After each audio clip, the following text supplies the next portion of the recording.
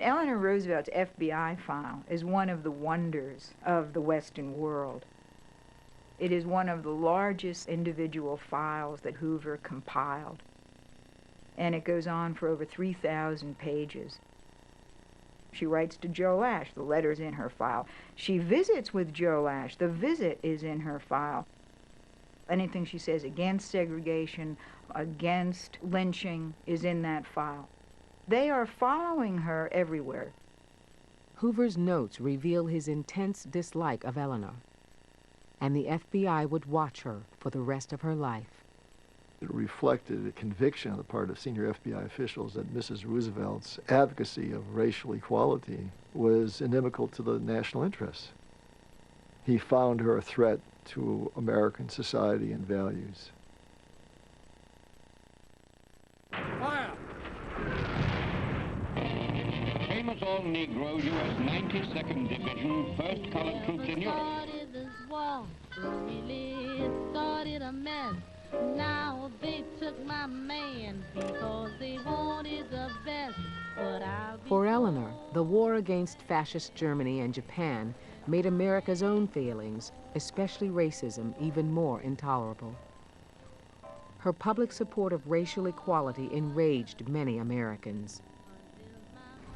World War II exposed a great contradiction in American life. Here you were fighting Hitler, the world's premier ideologue of racism. And in your own country, if you were a black soldier in a uniform, you had to be very cautious about your life. They were still lynching African Americans, hanging them up, setting them on fire, shooting them like they were garbage and dogs. During the war, thousands of people, black and white, moved to northern cities like Detroit to work in defense industries. In Detroit, you had a lot of workers there that said, we just can't accept black people. We cannot accept black people in any kind of jobs that we had declared rigidly in our minds not to be black jobs.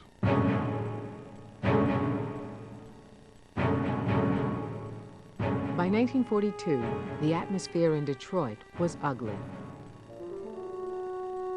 Blacks and whites clashed in housing projects and on street corners.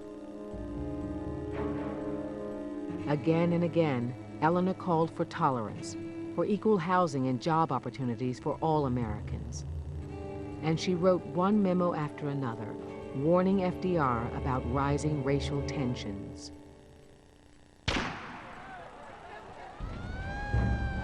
On June 20th, 1943, Eleanor's worst fears came true.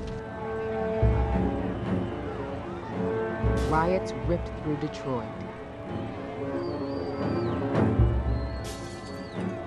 White mobs roamed the streets, hauling blacks out of cars and beating them. African Americans responded in kind.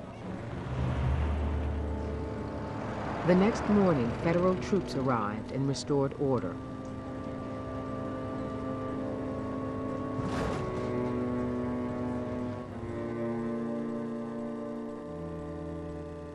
Nearly 1,000 people were injured.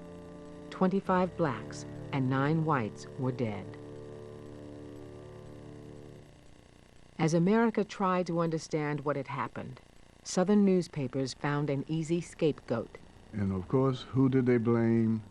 Eleanor Roosevelt, and they laid it on her. They accused her of being a communist. They accused her of everything. I asked Mrs. Roosevelt one day, I said, why do you do so many things that make you so controversial? She said, I have access to the president. And if I don't use that access to do things that need to be done in this country, and need to be done for people, I would be sorely remiss and irresponsible. In the weeks following Detroit, Eleanor and civil rights leaders appealed to FDR to speak to the nation about the problem of race. But Roosevelt felt his hands were tied by powerful white Southerners in Congress, whose votes he needed for the war effort. He had a war to win, he said.